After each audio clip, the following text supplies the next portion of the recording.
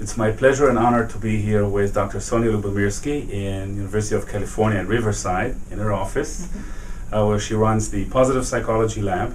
Sonja is the author of the book, The How of Happiness, and has won numerous awards, and I'm not going to mention all of them now. And we'll be talking about a lot of things, inner peace, about different things that people can do in their daily lives to improve their well-being and become happier. And if time permits, maybe about motorcycles and going on the road and whatnot. So Sonja, thank you for taking the time to talk. Thanks for coming.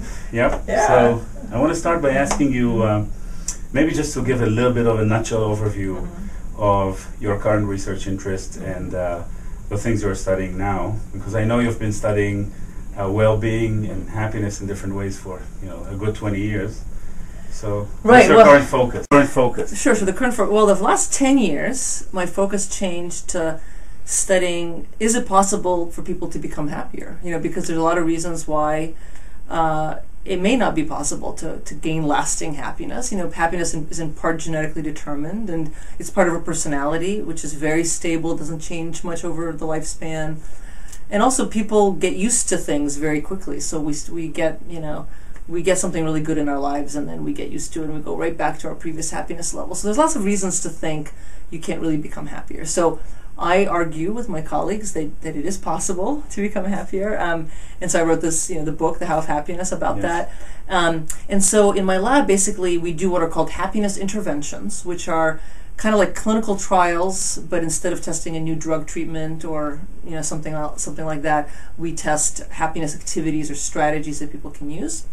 And we've tested like having people do acts of kindness. Does that make people happier? Yes, it does. Writing gratitude letters, savoring the good things in life. Now, I'm not just interested in what makes people happy or happier. I'm interested in why and how did these strategies work. In technical terms, those are called mediators and moderators. Yes. And so anyways, I've done lots of interventions in my lab. I have 5 grad students right now who are all really wonderful.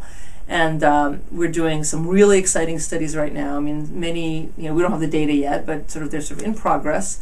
Well, I have to ask you another kind of common question, I guess, is about money and happiness. And I guess maybe the most common question. Because, the common belief is because there's never enough resources. It's always, if you have more money, you can buy more things, you can, do more things.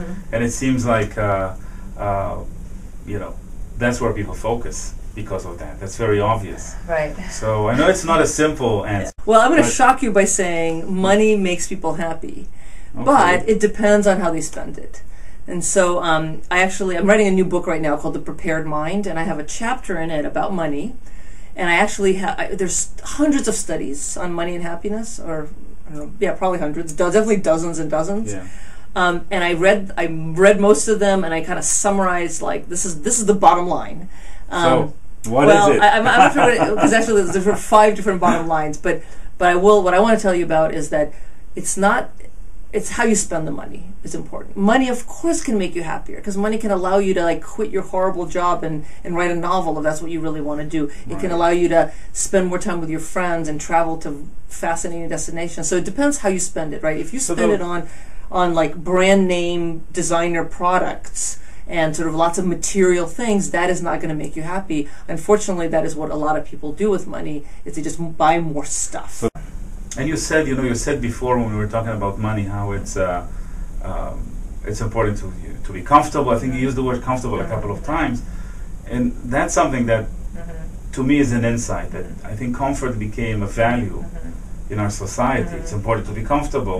You want your kids to be comfortable. You want to be comfortable. But to some degree, it's bad for you to be comfortable. Because you become idle when you're comfortable. You become too comfortable. Right. No, I understand. That's interesting. I mean, by comfortable, I meant, you don't have to worry about like safety, poverty, not having food to eat. So, but it's a challenge. But there's value in actually worrying about those things. It's like this thing about you need to be hungry in business to succeed, or I don't know. It's interesting because I'm from Russia, and my parents travel back a lot, and when they come back, they always say, "Oh, America is so boring," and it's because like everything's so easy. Like you go to the Safeway, you drive there, and you park, and you get all your groceries, and they're all there, and they're all beautiful. and they're not even that expensive, and you put them in your car and you drive home. And there it's like such a huge challenge, not only in terms of like you have to go to 10 different stores to get what you need, and then half of them are out of what you want, right. and then you might get mugged on the way there. Like there's, in fact, they're literally like there's this mafia everywhere.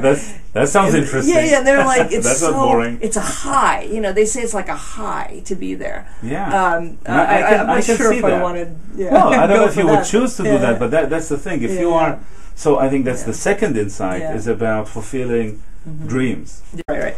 But anyway, so in midlife is when you tend to have regrets. So I think that's why that's the whole work on regret is very interesting. I mean, very relevant. Yes. And that's when you need to really work through them.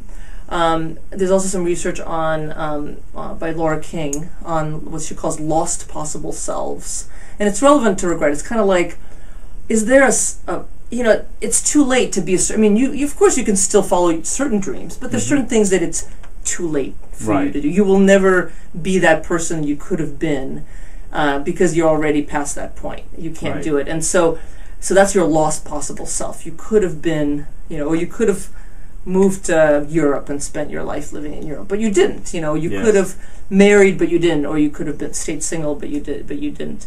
And so you have to. And so she actually finds that people who really are able to work through their lost possible selves, not only does that build, what she calls maturity, but also happiness. So it's kind of like a complex happiness, sort of mature happiness.